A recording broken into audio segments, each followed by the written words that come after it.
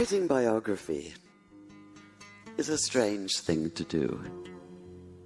It's a journey into the foreign territory of somebody else's life. A journey, an exploration that can take you places you've never dreamed of going and still can't quite believe you've been, especially if, like me, you're an agnostic Jew and the life you've been exploring is that of Muhammad.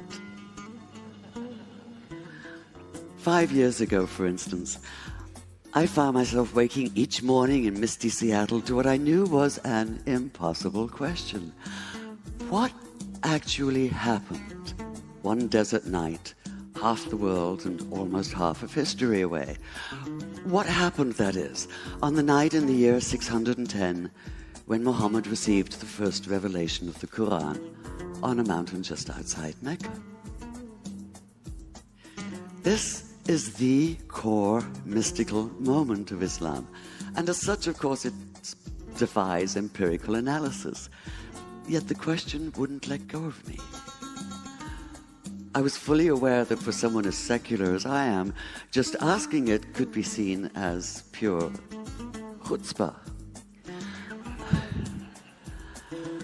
And I plead guilty as charged, because all exploration, physical or intellectual, is inevitably, in some sense, an act of transgression, of crossing boundaries.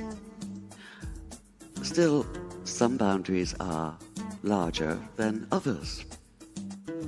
So, a human encountering the divine, as Muslims believe Muhammad did? To the rationalist, this is a matter not of fact, but of wishful fiction.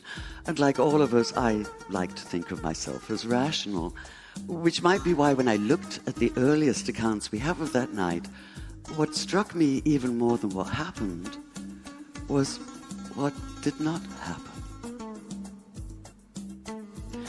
Muhammad did not come floating off the mountain as though walking on air.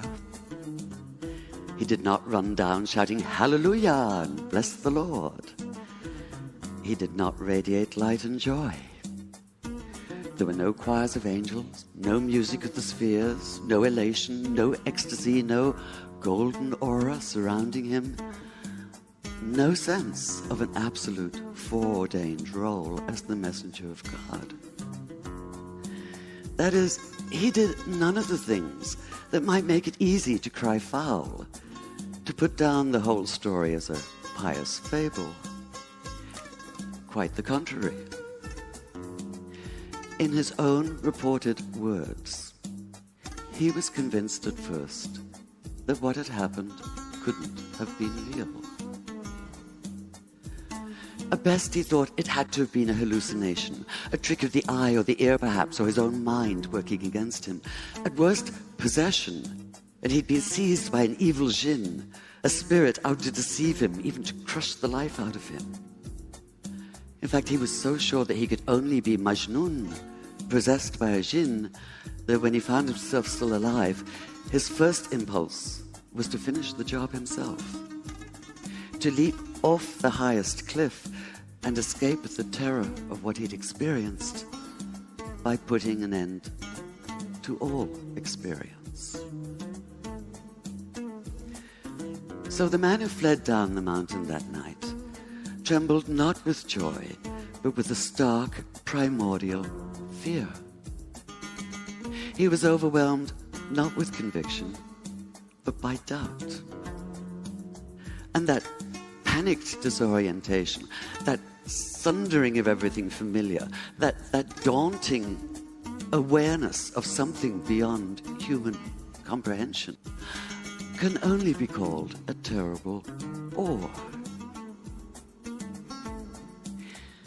This might be somewhat difficult to grasp now that we use the word awesome to describe a new app or a viral video. With the exception, perhaps, of a massive earthquake, we're protected from real awe. We close the doors and hunker down, convinced that we're in control, or at least hoping for control. We do our best to ignore the fact that we don't always have it, and that not everything can be explained.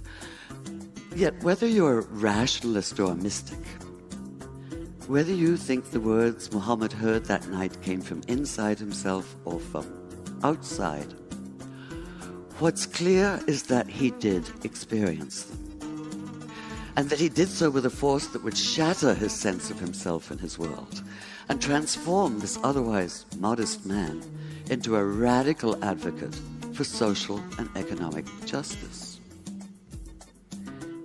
Fear was the only sane response, the only human response.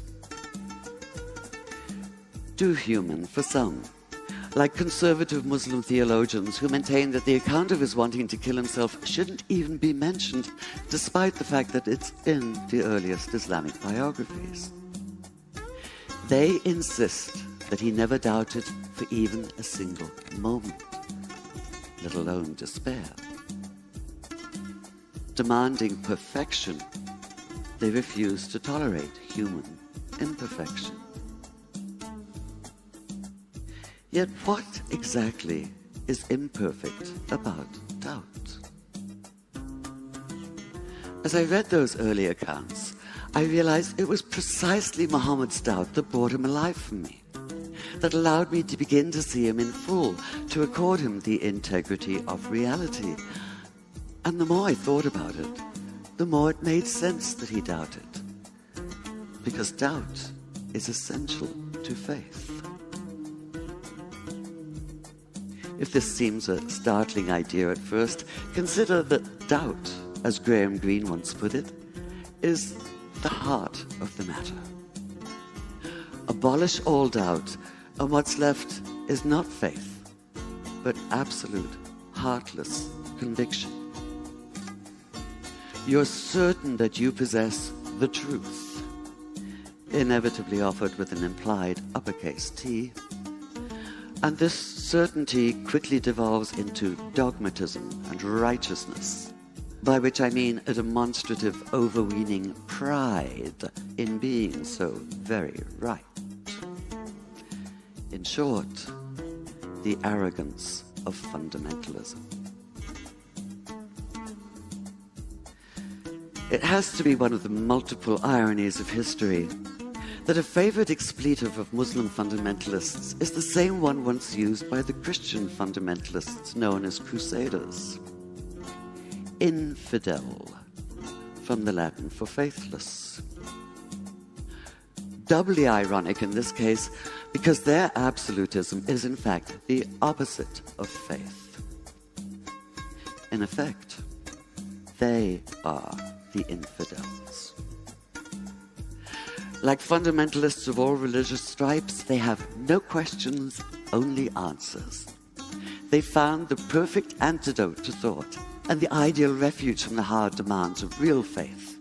They don't have to struggle for it like Jacob wrestling through the night with the angel, or like Jesus in his 40 days and nights in the wilderness, or like Muhammad, not only that night on the mountain, but throughout his years as a prophet, with the Quran constantly urging him not to despair, and condemning those who most loudly proclaim that they know everything there is to know, and that they and they alone are right.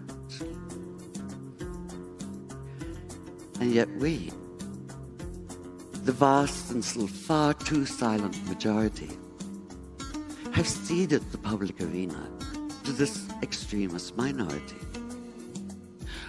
We've allowed Judaism to be claimed by violently messianic West Bank settlers, Christianity by homophobic hypocrites and misogynistic bigots, Islam by suicide bombers. And we've allowed ourselves to be blinded to the fact that no matter whether they claim to be Christians, Jews, or Muslims, militant extremists are none of the above. They're a cult all their own, blood brothers, steeped in other people's blood. This isn't faith. It's fanaticism, and we have to stop confusing the two. We have to recognize that real faith has no easy answers. It's difficult and stubborn. It involves an ongoing struggle, a continual questioning of what we think we know, a wrestling with issues and ideas. It goes hand in hand with doubt, in a never-ending conversation with it, and sometimes in conscious defiance of it.